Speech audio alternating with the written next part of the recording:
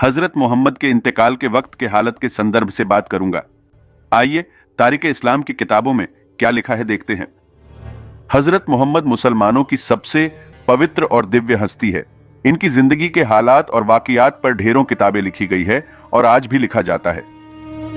हमारे सारे मुसलमान भाई मोहम्मद साहब की जिंदगी के वाकियात और किस्से अक्सर बयान करते रहते हैं। चूंकि मोहम्मद साहब कयामत तक के तमाम इंसानों के लिए रोल मॉडल है। जो मोहम्मद साहब ने किया या करने को कहा या खुद मोहम्मद साहब के साथ जो कुछ हुआ, यह सब हुजूर की जिंदगी सुन्नत है और वही सब नकल करना या दोहराना हर मुसलमान के लिए सुन्नत ए नबवी बारिताला है। यह अमल करने का सवाब हर मुसलमान को मिलेगा। हजरत मोहम्मद की जिंदगी से अपनी खुद की जिंदगी की नकल करना ईमान का अहम जुज़ है। इन सब के बावजूद हजरत मोहम्मद की जिंदगी और मौत से जुड़ी हुई कुछ बातें ऐसी है जो सीरत की किताबों में तो मौजूद है, लेकिन यह बातें आम मुसलमान को बताई नहीं जाती। आज हम हजरत मोहम्मद की मौत से जुड़ी हुई कुछ घटनाओं का जिक्र करेंगे।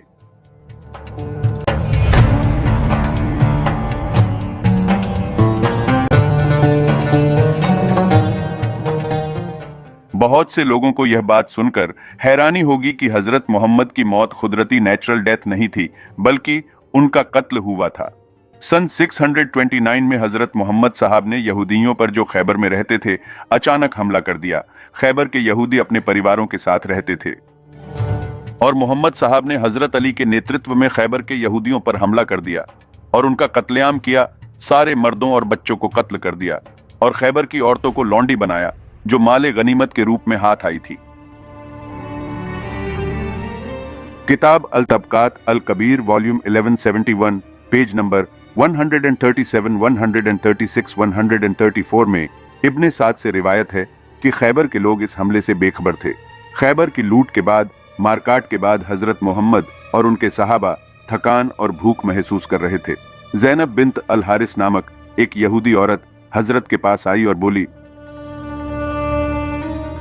या रसूल अल्लाह, मैं आपकी और आपके साथियों के लिए दावत करना चाहती हूँ। मैंने भुनी हुई बकरी का गोश्त तैयार किया है। आप बकरी का कौन सा हिस्सा खाना पसंद करें? हजरत मोहम्मद साहब ने उस यहूदी औरत की दावत कबूल की और कहा कि मैं बकरी के कंधे का गोश्त खाना पसंद करूंगा। ज़ैनब के शौहर, बाप और भाइयों को हजरत अली ने और मुस्लिम फौज ने उसी दिन कत्ल किया था और हुजूर ने उसी ज़ैनब से दावत कबूल की। ज़ैनब ने अपने मरहुमीन के कत्ल का बदला लेने का अवसर पाकर फायदा उठाते हुए भुनी हुई बकरी में जहर की मिलावट कर दी और ये जहर वाला खाना हुजूर को और सहाबा को खाने को दिया। हुजूर को बकरी के भुने हुए गोश्त में जहर दिया गया था और उन्होंने उसमें से खाया। यह सुनन अबी दाऊद 4512 के मुताबिक आपको जंगे खैबर के बाद खैबर की एक यहूदी औरत ने भुनी हुई बकरी के मांस का टुकड़ा तोहफे में भेजा था जिसमें इसने जहर मिलाया था। रसूल अल्लाह ने इसमें से खाया और दूसरे लोगों ने भी इसमें से खाया, जिनमें हजरत अबू बकर भी शामिल थे। फिर आपने लोगों से कहा कि अपने हाथ रोक लो, इस गोश्त ने मुझे बताया है कि यह गोश्त जहर आलूद है, बीश बुझा है। लेकिन देर हो चुकी थी। बरार बिन मारूर अंसारी के जिस्म का रंग इसी वक्त तब्दील हो गया और कुछ ही अरसे बाद इनकी मौत हो गई। हुजूर पर भी इस जहर आलूद गोश्त खाने का असर दिखाई दिया और आखिर में इसी वजह से हजरत मोहम्मद की भी वफात हुई। खुद हदीस के अल्फाज यह है, हजरत मोहम्मद फरमाते हैं कि खैबर के इस खाने के असर को मैं हमेशा महसूस करता रहा हूं, यहां तक कि अब इसने मेरी शय रग काट दी। इस मौत से कुरान की ये बात सही साबित होती हुई लगती है कि सूरह 69 वर्स 44, 45 एंड 46 वलो तकव्वला अलैना बादल अकावीली लअखज़ना मिन्हु बिलयमीन थुम्मा लक़ताना मिन्हुल वतीन, जिसमें साफ लिखा है कि अगर रसूल अपने मन से बातें गढ़ेगा तो हम उसकी शय काट देंगे।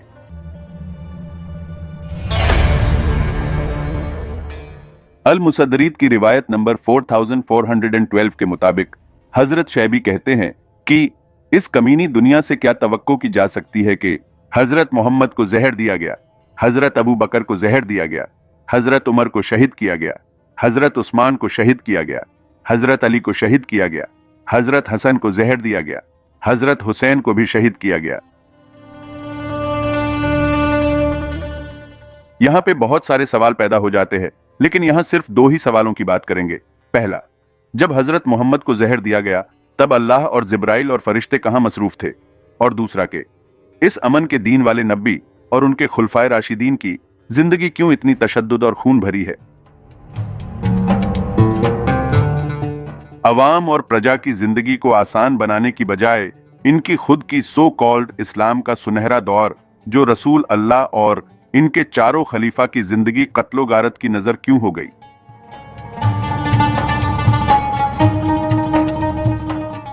बहुत सी रिवायतों में आता है कि इस जहर के असर से हुजूर के आखिरी अरसे में इनकी दिमागी हालत ठीक नहीं थी। सही अल बुखारी की हदीस नंबर 5765 के मुताबिक इन्हें ऐसा लगता था कि इन्होंने अपनी बीवी से हमबिस्तरी यानी इंटरकोर्स किया है, हालांकि उन्होंने नहीं किया होता। इस पर वे समझते थे कि इनके दुश्मनों ने इन पर जादू किया।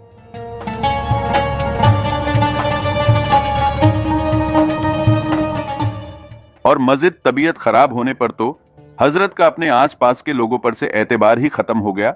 सही बुखारी की हदीस नंबर 5712 के मुताबिक जब हजरत मोहम्मद बीमारी और जहर के वजह से सेमी कॉन्शियस हालत में थे,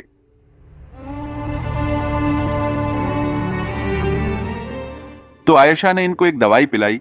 जब हुजूर को होश आया तो इनको शक हुआ कि जो दवाई इनको दी गई थी इसमें भी जहर मिलाया हुआ था, ताकि वह जल्दी से खत्म हो जाए और किसी को खलीफा यानी आयशा के अबू बकर को खलीफा बनाया जा सके। इस शक को दूर करने के लिए हुजूर ने वही दवाई आसपास के सब लोगों को जबरदस्ती पिला दी जो उस वक्त घर में मौजूद थे, जिनमें हजरत मैमुना भी शामिल थी, जिनका उस दिन रोजा था और उन्हें हुजूर की जबरदस्ती की वजह से रोजा तोड़ना पड़ा। लेकिन इस तरह की एहतियातों के बावजूद भी हुजूर की तकलीफ बढ़ती गई और इसी दौरान हदीसे करतास वाला वाकया भी पेश आया। तारीख और अहादिस के किताबों के मुताबिक यह वाकया 25 सफर सन 11 हिजरी को पेश आया, जब हुजूर अपनी जिंदगी के आखिरी तकलीफदे दिन अपने बिस्तर पर गुजार रहे थे और सहाबा आपके इर्द गिर्द जमा थे। इस वक्त हुजूर ने कहा कि मुझे कलम और दवात ला दो ताकि मैं तुम्हें एक ऐसी चीज लिख दूं जिसके बाद तुम कभी गुमराह न होंगे। सही अल बुखारी 115। लेकिन हजरत उमर यह कहकर मना कर दिया कि हुजूर होश में नहीं है और बीमारी की शिद्दत की वजह से आप हज़ियान गोई कर रहे हैं, यानी बेमतलब की बातें कर रहे हैं। हमारे लिए खुदा की किताब ही काफी है। इस बात से सहाबा के दरमियान झगड़ा शुरू हो गया। हुजूर ने जब यह सूरत हाल देखी तो कहा कि मेरे पास से उठकर चले जाओ।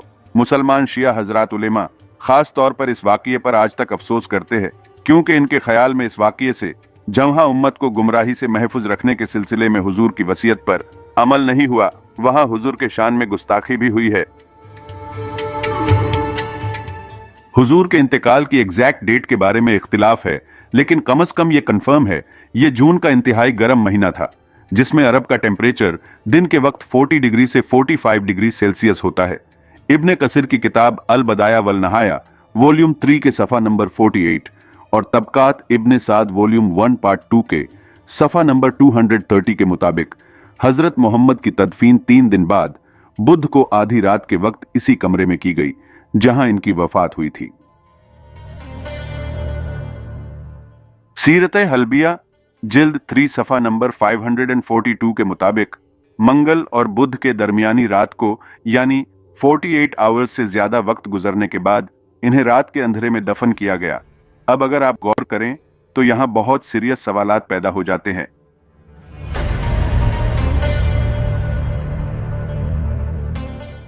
आम हालात में किसी भी फैमिली की कोशिश होती है कि फौत होने वाले शख्स को 12 घंटों के अंदर अंदर दफना दिया जाए, पर अगर वफात किसी बीमारी की वजह से हुई हो तो इससे भी जल्दी दफनाने की कोशिश की जाती है ताकि लाश खराब होने से पहले मरहूम को दफन किया जाए।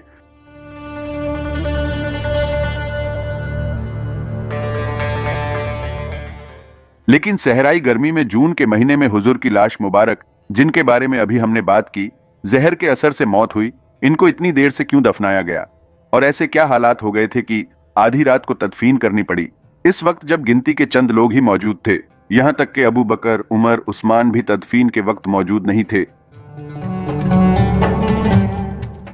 इस मामले में इंजीनियर मोहम्मद अली मिर्जा भी कई बार कहते हैं कि अल्लाह ने जहर के उस असर को रोक दिया اور رسول اللہ پر موت کے قریب اس اثر کو فرشتے نے دوبارہ کھول دیا۔ مگر مسئلہ یہ ہے کہ ایسا یقیناً ممکن ہے کہ اور کوئی تھوڑی مقدار میں زہر کھائے تو اس کا انٹرنل سسٹم دھیرے دھیرے خراب ہوتا ہے اور ریزن زہر کے اثر ہی سے موت ہو سکتی ہے، اور غالباً حضرت محمد کے معاملے میں بھی ایسا ہی ہوا۔ وجہ یہ تھی کہ حضرت محمد کی وفات کے فوراً بعد اختلافات ہوئے کہ نماز جنازہ پڑھی جائے یا نہیں۔ حضور پر با جماعت نماز جنازہ پڑھی جانے کا کوئی ثبوت نہیں ملتا، لیکن سب سے بڑا جھگڑا یہ تھا کہ اب مسلمانوں کا خلیفہ کون ہوگا۔ وفات کے فوراً بعد ابو بکر اور عمر کسی کو بتائے بغیر تقیفہ بنو سریدہ چلے گئے تھے۔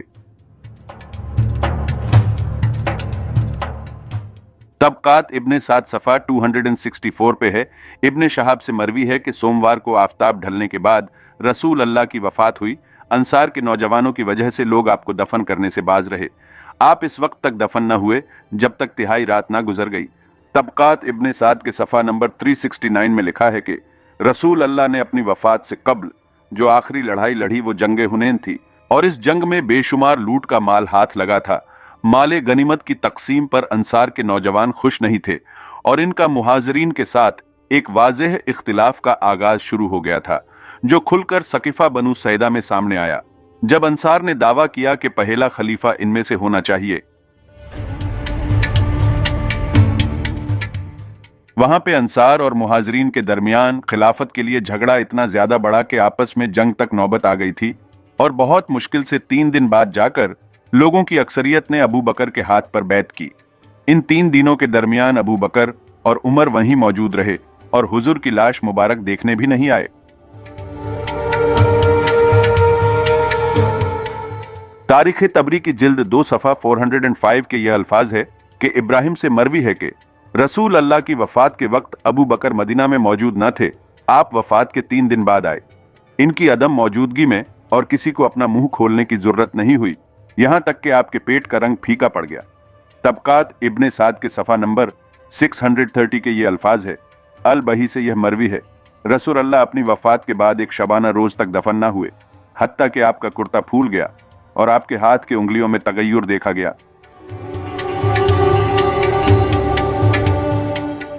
قاسم بن محمد سے مروی ہے کہ رسول اللہ کے ناخنوں میں جب سبزی آ گئی اس وقت مدفون ہوئے۔ رسول اللہ کا جسد خاکی تھا، وہ بگڑنا شروع ہو گیا تھا۔ قصہ مختصر یہ کہ بانی اسلام کی موت کے بعد ان کے جانشین یا ان کے صحابہ ان کی تدفین کے بجائے خلافت کے جھگڑے میں مصروف تھے۔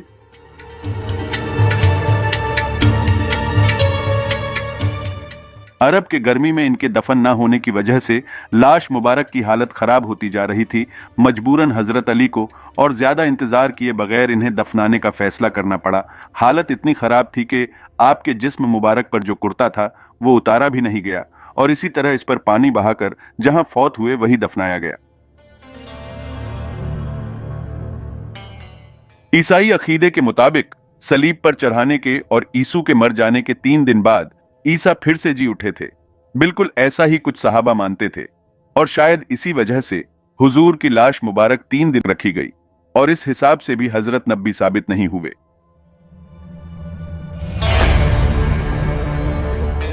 والا جی وہ جو قرآن کی آیت ہے کہ جس میں تم پر کون کون سی عورتیں حلال ہے، تم کس کس کے ساتھ شادی کر سکتے ہو، آپ کی پھوپھی کی بیٹیاں، خالہ کی بیٹیاں، آپ کی ماموں کی بیٹیاں، اور پھر اس کے بعد وہ عورتیں جو اپنی مرضی سے آپ کو ہبہ کر دے۔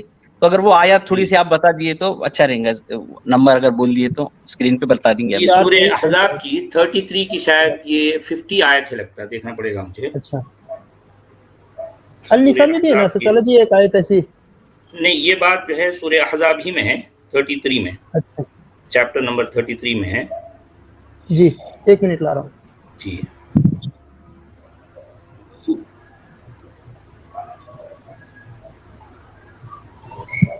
یہ آیت نمبر 50 ہے جی، جس میں یہ کہا گیا ہے، جی ہاں، یا ایھا النبی انا احللنا لک ازواجک اللاتی آتیت اجورہن وما ملکت یمینک مما آفاء اللہ علیک وبنات عمک وبنات عماتک وبنات خالک وبنات خالاتک اللاتی ہاجرن معک وامرأة مؤمنة إن وهبت نفسها للنبي إن أراد النبي أن يستنكحها خالصة لك من دون المؤمنين قد علمنا ما فرضنا عليهم في أزواجهم وما ملكت أيمانهم لكي لا يكون عليك حرج وكان الله غفورا رحيما. قرآن کا جو نبی ہے اسے یہ بات کہی جا رہی ہے. شاید شکیل صاحب آپ کے پاس سے کوئی ڈسٹربنس ہو رہا ہے, آپ میوٹ کیجیے.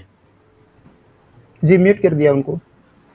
اچھا, اس میں یہ کہا گیا ہے کہ اے نبی ہم نے تمہارے لیے وہ بیویاں حلال کر دی ہیں جنہیں تم ان کے مہر دے چکے ہو, اور وہ لونڈیاں بھی جو اللہ نے غنیمت میں تمہیں دی ہیں, اور تمہارے چچا کی بیٹیاں, پھوپھیوں کی بیٹیاں, ماموں کی بیٹیاں, خالاؤں کی بیٹیاں, اور وہ بھی جنہوں نے تمہارے ساتھ ہجرت کی ہے, اور وہ ایمان والی عورتیں جو اپنے آپ کو تمہارے لیے ہبا کر دیں, یعنی نبی کے لیے, نبی کو وہ اپنے آپ کو جو ہے سپرد کر دیں, دے دیں, یہ لو بھائی یہ میں اپنے آپ کو تمہیں دے رہی ہوں. اب یہ بھی ایک عجیب جو ہے معاملہ ہے. بہرحال قرآن میں آ گیا تو اب لوگوں کو اس میں کوئی خرابی, کوئی ایسی بات نہیں لگتی, لیکن یہ بھی ایک عجیب سی جو ہے تعبیر ہے کہ ایک خاتون, کوئی بھی خاتون اپنے آپ کو, لو بھائی میں تمہیں اپنے آپ کو دے رہی ہوں, ایسا بھی ہوتا ہے کیا؟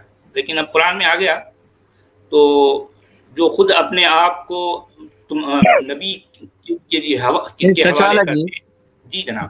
سچ والا جی, اس میں جو چچا کی بیٹیاں, پھوپھی کی بیٹیاں, خالہ کی بیٹیاں, ماموں کی بیٹیاں, تو یہ تمہارے لیے حلال ہے کا کیا مطلب؟ شادی کر کے حلال ہے یا ان کے ساتھ تم سیکس کر سکتے, کیا مطلب لینا اس کا؟ اب بہرحال یہ قرآن کا لکھنے والا اپنی باتوں میں اتنا گول مول ہوتا ہے, وہ بتا یا سمجھا نہیں پاتا کہ وہ کہنا کیا چاہ رہا ہے, وہ کہنا کیا چاہ رہا ہے یہ بتا نہیں پاتا. اب دیکھیے یہاں پر جو الفاظ آئے ہیں, اے نبی ہم نے تمہارے لیے تمہاری ان عورتوں کو ہم نے حلال کر دیا جو جن کا تم نے جو مہر ہوتا ہے, جو قیمت ہے, جو اجرت ہے, ٹھیک ہے, جو اجرت جن کی تم نے اجرت دے دی وہ تو تم پر حلال ہیں, اور وہ لونڈیاں بھی جنہیں جو ہے جو تم کو مال غنیمت کے طور پر ملی ہیں, ٹھیک ہے, لوٹ مار کے طور پر جو ہے, جو تمہیں وہ خواتین جو لوٹ مار میں جو ہے کہیں سے پکڑ کے لا لی گئیں, ان کو لونڈی بنا دیا گیا, وہ بھی تمہارے لیے حلال ہیں. اچھا, اس کے بعد پھر یہ کہا گیا کہ جو ہے چچا کی بیٹیاں, پھوپھیوں کی بیٹیاں, خالاؤں کی بیٹیاں, ماموں کی بیٹیاں, یہ اب اس کا کنیکشن یہ اوپر کس طرح سے بنتا ہے کہ جن کا جو ہے تم اجرت دے کر جو ہے ان کو لینا ہے یا بغیر اجرت کے لینا ہے؟ نہیں, ان کے لیے نہیں ہے نا, اجرت ان کے لیے نہیں ہے, اوپر بول دیا اجرت کا. جی ہاں, تو اس کا مطلب یہی نکلتا ہے کہ جن کا اجرت جن عورتوں کا تم نے اجرت دے دی, جن عورتوں کو تم نے اجرت دے دی وہ تو تمہیں حلال ہیں, لیکن یہ جو ماموں کی, چچاؤں کی, خالاؤں کی, پھوپھیوں کی جو بیٹیاں ہیں یہ بغیر اجرت کی بھی ہو سکتی ہیں, بغیر اجرت کی بھی, کیونکہ یہاں پر اس کی کلیریفیکیشن نہیں ہو رہی. نہیں, اگر میں ایسا مطلب نکالنا چاہوں تو میں ایسا نکال سکتا ہوں نا, مطلب ہاں نکال سکتا ہوں, اس میں یہ گنجائش ہے, اس میں یہ گنجائش, کیونکہ وہ لونڈیوں کے بعد جو ہے مالی غنیمت کے طور پر, لوٹ مار کے مال کے طور پر جو ہے جو تمہیں لونڈیاں مل گئیں وہ بھی تمہارے لیے حلال ہیں, اور اس کے بعد پھر یہ کنٹینیوشن جو ہے ماموں کی, پھوپھیوں کی, خالاؤں کی, یہ جو ہے اس طرح کی چچاؤں کی بیٹیوں کا ذکر آ گیا. اس کے بعد پھر وہ ان عورتوں کا بھی جو ہے ذکر آ گیا جو اپنے آپ کو تمہارے حوالے کر دیں, تمہارے سپرد کر دیں, تمہیں دے ڈالیں, وہ بھی تم پر حلال ہیں. تو گویا یہ عورتیں یہ مطلب عورتوں کا بازار ہے, سمجھو جتنی چاہے جو مرضی جو ہے. تو اسی لیے ہم نے کل وہ آیت بھی لگائی تھی سورہ نساء کی آیت نمبر 3, جس کا یہ مطلب بھی بنتا ہے کہ مثنا و ثلاث و رباع, 2 پلس 3 پلس 4 ایکول 99 ہو رہے ہیں. تو کہنے کا مطلب یہ ہے کہ کل ملا کر جو ہے یہاں معاملہ ہم کو جو نظر آتا ہے, اگر ہم غور کریں, عقیدت کی پٹی ہٹا کر ان تمام باتوں پر ہم اگر جو ہے ان کو دیکھیں اور ان پر غور کریں تو ہمیں یہی لگتا ہے کہ یہاں تو عورتوں کا بازار ہے, جتنی چاہے جو مرضی جس حوالے سے जिस बहाने से जो है वो लेना है ले लो, सब कुछ चलता है। कितनी शर्मिंदगी की बात है, किसी महज़ब माशरे में ये बात कर भी सकते हैं कि हम कि ऐसा लिखा है बोल के। अब इसको पढ़ेंगे रमजान में पूरे एक एक पारे की एक पढ़ेंगे, इसका सवाब भी मिलता है, सब कुछ है। अरे भाई अब दावा तो यह है कि सबसे ज्यादा महज़ब तो हम ही हैं, हमसे ज्यादा यानी सिविलाइज्ड लोग और कौन हो सकते हैं भला, सबसे ज्यादा महज़ब हम हैं। जी सचवाला जी, मैं एक क्लिप लेना चाहता हूँ।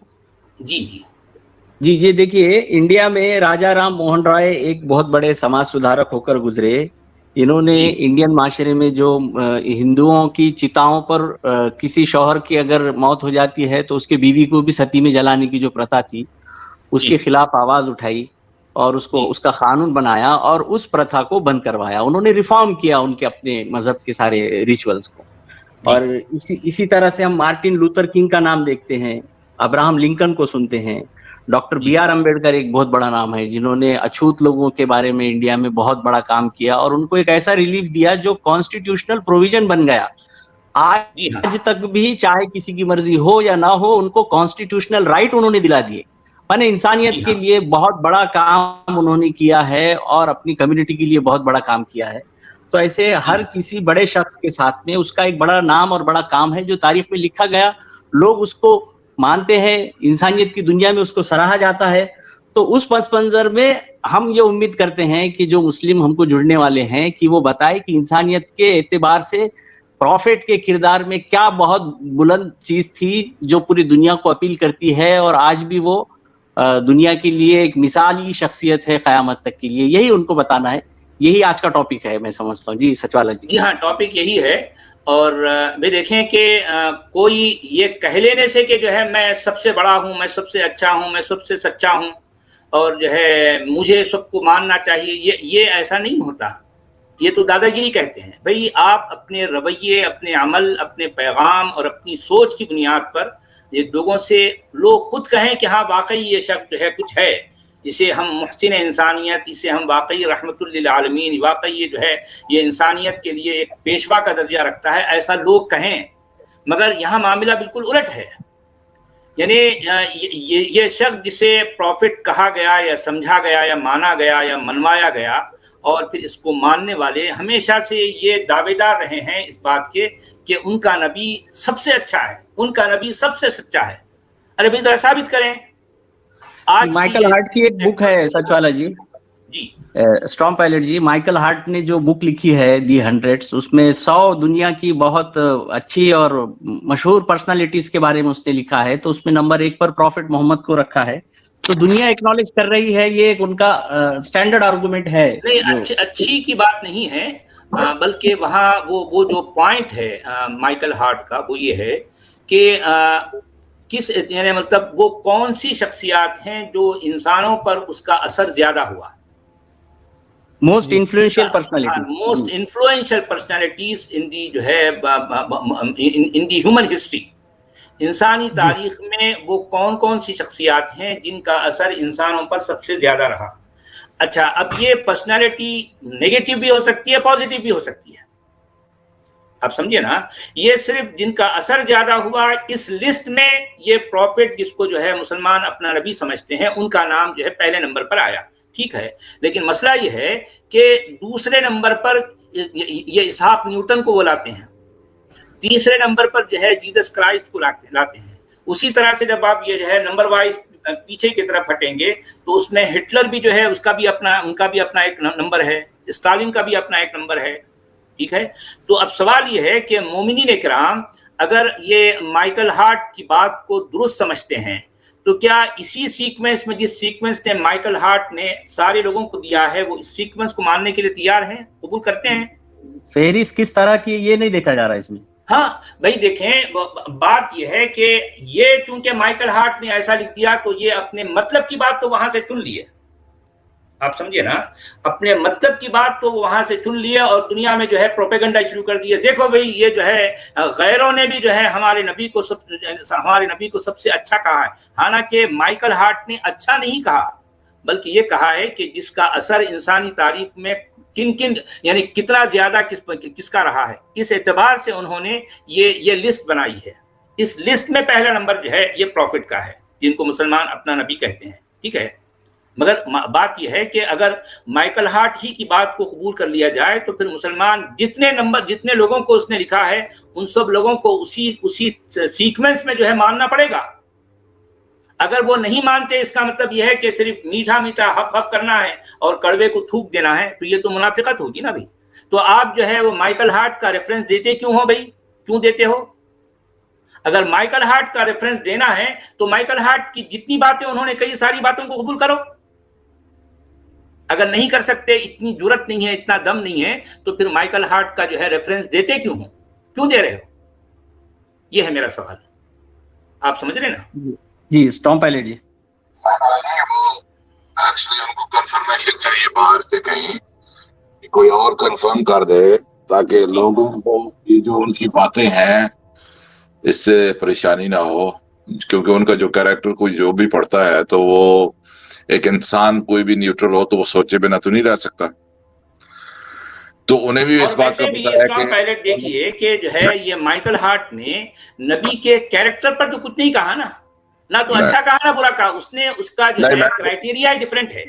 میں نے تو بک پڑھی نہیں ہے تو مجھے نہیں پتا. میں نے یہ سنا کہ اس نے کوئی بک لکھی ہے کہ ہسٹری کے جو یہ جو ہے ڈسکورسز کو کیسے ٹائٹل ہی اس نے یہ رکھا the 100 the most influential personality in human history. یہ ہے اصل میں اس کا اب اندازہ کیجئے کہ میں حیران ہوں کہ ڈاکٹر اسرار جیسے لوگوں کو اس کی بات کرنی پڑی کہ مائیکل ہارٹ نے یہ کتاب لکھی ہے. او مائی گاڈ. یعنی ان بیچاروں کو پتا ہے انسائیڈ جو بڑے علماء ہیں ان کو پتا ہے کہ کیا بلنڈر ہے، کیا پرابلم ہے، ان کو اچھی طرح پتا ہے. جی ہاں. تو اسی لیے انہوں نے اتنی سختی کرتے ہیں کہ پرافٹ محمد کے اگر کوئی بات کرے گا یا اس طرح کی کسی قسم کی تو وہ گستاخی ہوگی اور اس کو قتل کر دیا جائے گا ان کے اپنے ملکوں میں. تو اب بیچارے مجھے تو حیرانی ہوتی ہے کہ سمجھتے کیوں نہیں انسان. ابھی آپ آیت پڑھ رہے تھے اور انہوں نے کہا کہ کوئی بھی عورت اپنے آپ کو گفٹ کر سکتی ہے اس کے بعد، یعنی اتنی بیویاں اور پھر اتنی عورتیں گفٹ کر سکتی ہیں. پتہ نہیں ان کو کب عقل آئے گی، مجھے سمجھ نہیں آ رہا. نہیں اب دیکھیں کہ اس آیت میں نبی کا جو کیریکٹر بتایا گیا ہے، جو انداز جو ہے، اب آپ اس آیت کو پڑھیں اور تھوڑا سا امیجن کریں. اس میں تو یہ بتایا جا رہا ہے کہ نبی کے ارد گرد عورتیں ہی عورتیں ہیں، عورتوں کا بازار گرم ہے. کیا مطلب ہے بھائی؟ یہ کیا بتانا چاہ رہے ہو؟ ہے نا؟ او مائی گاش. یعنی میں تو جب میں نے یہ آیت کو سنا تھا تو میں کہہ رہا تھا کیا ریلی ایسا ہے؟ یہ مطلب اتنی زیادہ پرافٹ کو عورتیں پیش کر سکتی ہیں، کوئی بھی لے سکتے ہیں، تو اتنی بیوی ہیں، تو یہ کیا ہو رہا ہے؟ یعنی ہمیں تو نہیں پتا تھا ان چیزوں کا نا. اب قرآن ہم پڑھتے ہیں، کوئی ضروری نہیں ہے کبھی سورہ یاسین کھول لی، فلاں جگہ کھول لی، یا سورہ کاف پڑھ لی، سورہ بقرہ پڑھ لی، تو اس طرح کے بعض دفعہ ایسے بھی ہوتا ہے کہ کچھ آیات انسان سے مس ہو جاتی ہیں.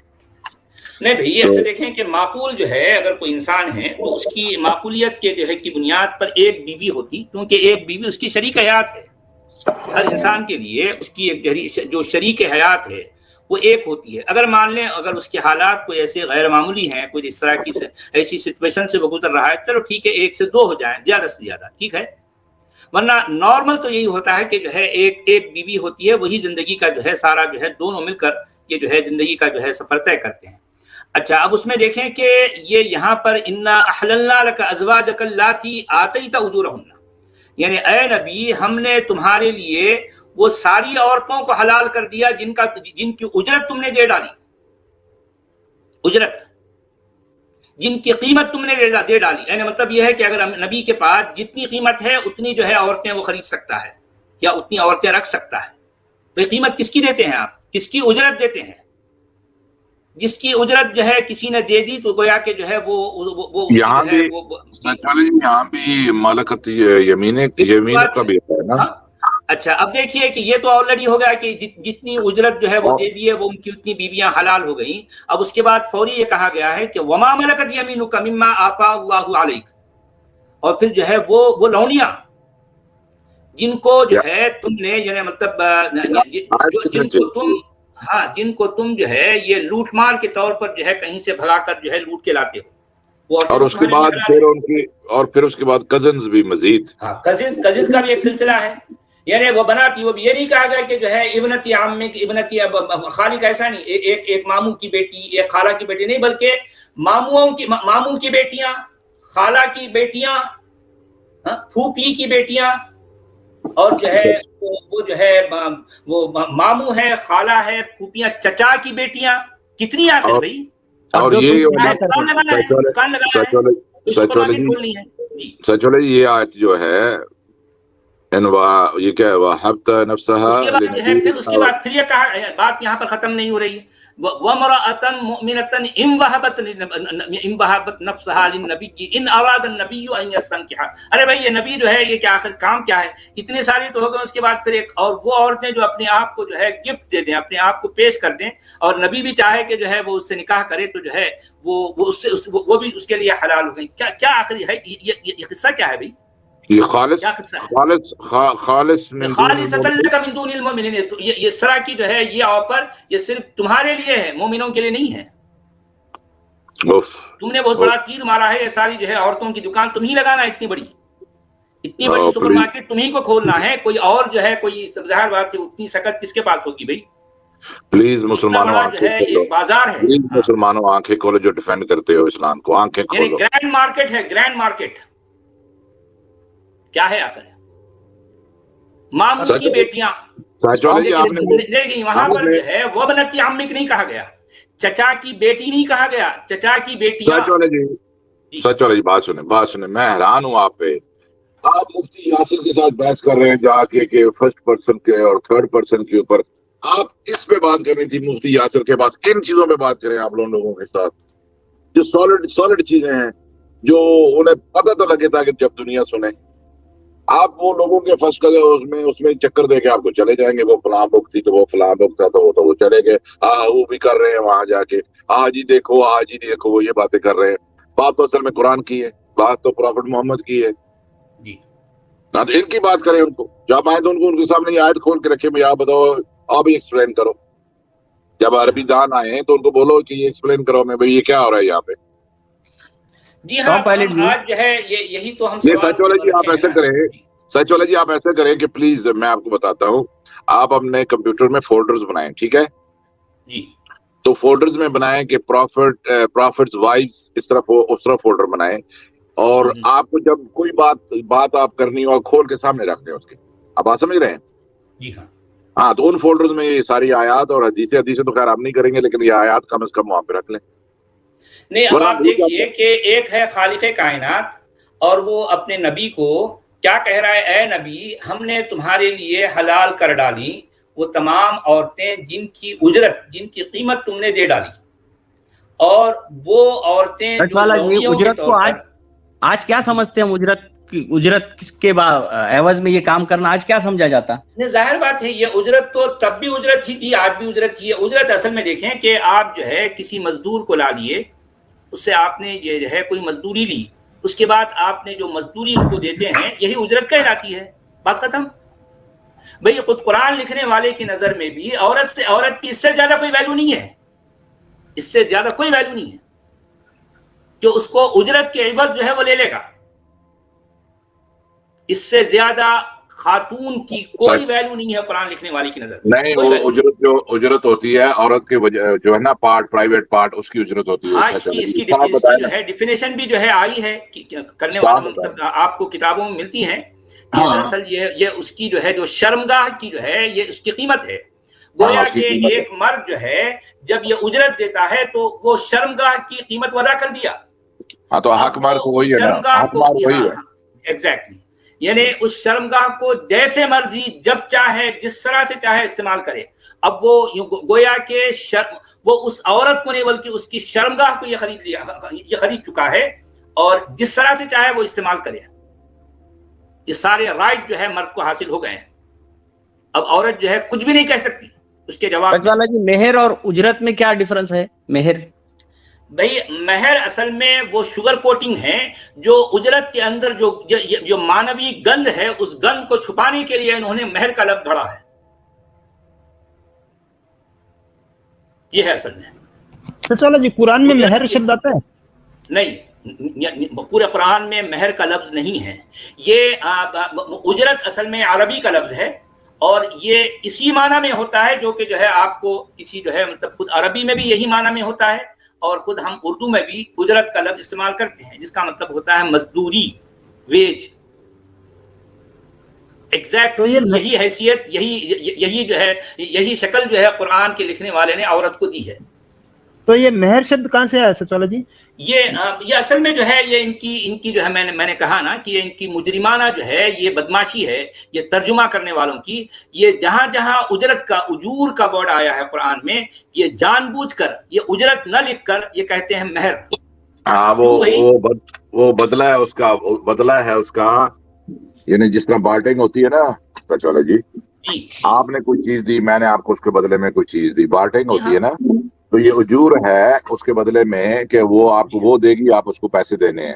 تو آپ بعد میں اس کو اچھے گلوریفائڈ نہیں بلکہ اب آپ یہ بھی دیکھیے اسٹرانگ پائلٹ آپ ذرا غور کیجئے کہ اگر بات ایسی ہوتی ہے کہ جب بھی یہ عمل اگر مرد کرے گا تو تب جو ہے یہ اس کی اجرت دے گا، ایسا بھی نہیں ہے کہ ایک وقت میں اس نے یہ اجرت دی اور لائف ٹائم کے لیے وہ اس کا باڈی پارٹ جو کسی اور انسان کا تھا وہ اس کا ہو گیا، اس کا وہ مالک بن گیا ہے. اب جیسے چاہے جیسی مرضی وہ استعمال کرے. یہاں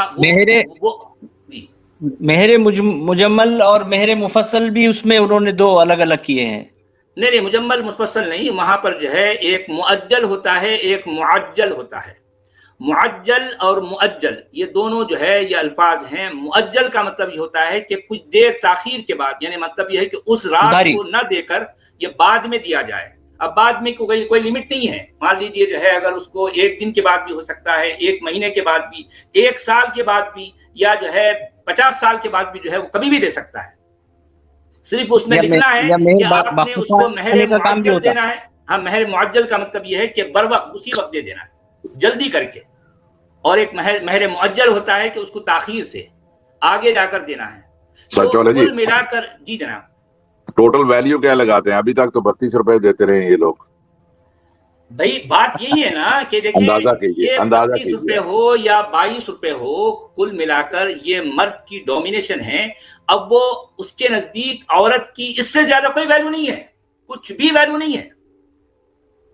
وہ یہ 32 روپے 35 روپے دے کر وہ اس ایک انسان کی جو ہے شرمگاہ کو ہمیشہ کے لیے اپنے اوپر حلال کر لیتا ہے. یہ ہے نکاح، اس کو کہتے ہیں نکاح.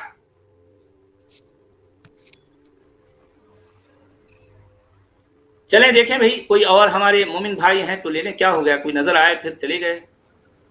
بھائی یہ دیکھیں کہ جی ہاں اس وقت جو ہے آپ یعنی ہم مومنین کرام سے یہ سوال کر رہے ہیں کہ اپنے منہ بولے نبی کو سچا اور اچھا ثابت کریں. یہ آپ کے لیے سنہری موقع ہے کہ دنیا کو دکھائیں کہ مسلمانوں کا نبی واقعی کتنا سچا ہے اور کتنا اچھا ہے. کن بنیادوں پر آپ اس کو یہ کہتے ہو، یہ دعویٰ کرتے ہو کہ ہمارا نبی پوری انسانیت کے لیے رول ماڈل ہے؟ کیا وہ بنیاد